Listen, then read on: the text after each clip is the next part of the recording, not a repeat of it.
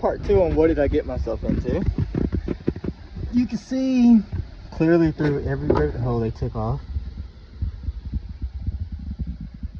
The previous owners. Get a better look at the screws, steel screws they put in, corrosion on them. A hole right there, if I can get the camera good. Holes where the rivets used to be. They put truck liner on it, and now I'm pulling it off, and you can see there's the boat. It was a quick fix for them. This is gonna be fun for me.